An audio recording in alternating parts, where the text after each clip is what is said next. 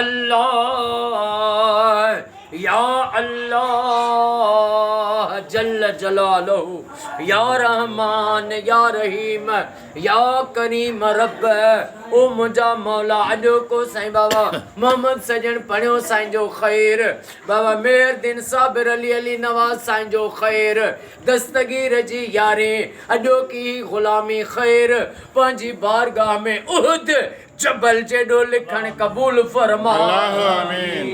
रब तुंहिंजो वाइदो वा त मुंहिंजे महबूब ते सलवात पढ़ी दुआ घुरो क़बूल कंदो माव तुंहिंजो वाइदो सचो अल्लाह मिठे मोहम्मद मुस्तफ़ा जो वास्तो थिए हिन घराणे तो क़यामत ताईं कुल मुश्किलातूं तकलीफ़ूं तंग दस्तियूं दूर फरमा मोहम्मद सजन साईं के सेहत खिजरी हयाती अता फरमा बाबा साबिर अली साईं के महबूब जे सदके सेहत ॾे ऐं वॾी हयाती ॾे साईं जे सभिनी बचड़नि खे सभिनी भाइरनि खे अमड़े न्याणियुनि खे क़यामत ताईं आबाद फरमा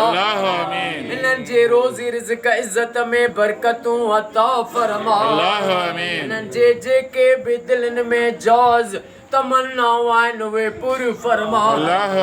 मोहम्मद सजन साईं जे पुटनि खे सेहत ऐं वॾी खिज़री हयाती अता फरमा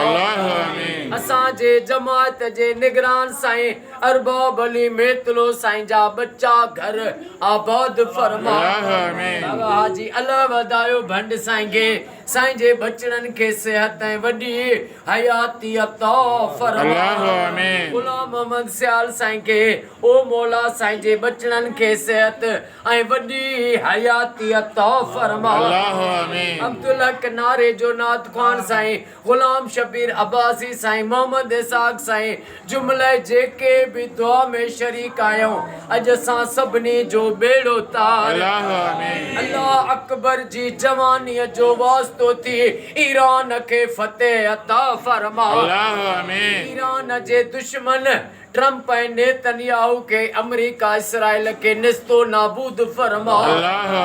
मौला सॼी सिंध में सॼे पाकिस्तान में सऊदीअ में ईरान में इराक में शाम में फ़लस्तीन में मिस्र में घर घर में लख सलवातूं थियनि इहा दुआ क़बूल फरमा अल्लाह जेके बीमार आहिनि उन्हनि खे शफ़ा अता फरमा बे औलादनि खे औलाद अता फरमा बेरोज़गारनि खे रोज़ी अता फरमा इन्नल्लाह